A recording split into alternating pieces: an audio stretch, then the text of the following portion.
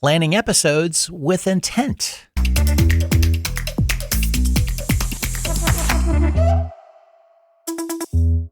Welcome back to the Podcast Why. I'm Brett Johnson, my podcast guy, your trusted friend in podcasting.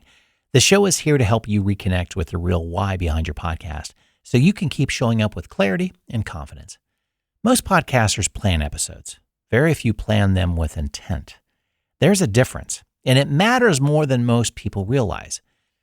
Planning an episode means deciding on a topic and recording it. Planning with intent means deciding what you want a listener to think, feel, or do differently after hearing that episode, and then building the episode backwards from that outcome. Over 10 years of working with podcasters, I've noticed that the ones who treat their episode calendar as a content schedule tend to plateau. The ones who treat it as a strategic tool, where each episode has a specific job, build something with momentum and direction. The shift is subtle but significant, and it changes the way you approach every recording session.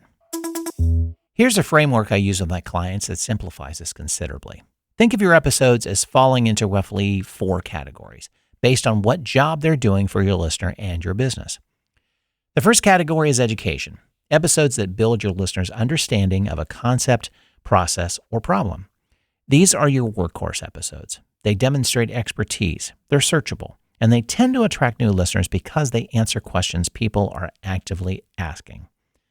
The second is objection handling, episodes that address the hesitations, misconceptions, or doubts your ideal listener carries around. I've worked with podcasters who've noticed the same questions coming up in sales calls repeatedly.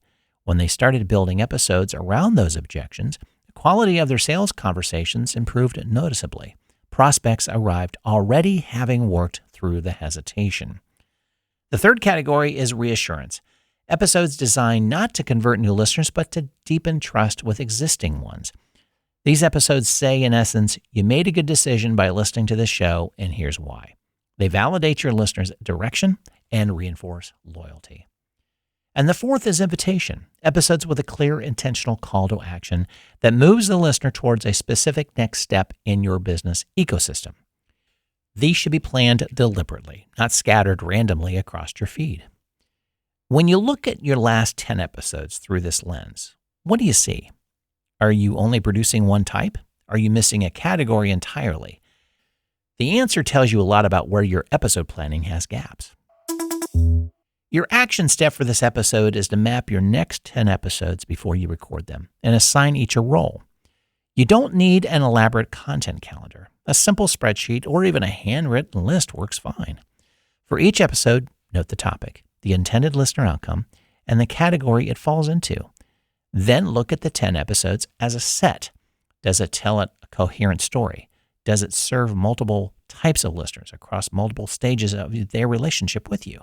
Does it lead somewhere? A purposeful episode calendar is one of the most underused tools in successful podcasting. It turns your show from a series of individual pieces of content into a strategic body of work, one that educates, persuades, reassures, and invites in a deliberate sequence. That's what a business asset does, and that's what your podcast can be. You can book a clarity call with me. Just head over to my podcast guy online and look for the Book a Clarity Call link. We'll map your podcast why to your business and your business to your podcast so it all feels coherent. Thanks for listening to the Podcast Why. I'm Brett Johnson, my podcast guy, and I'll talk to you in the next episode.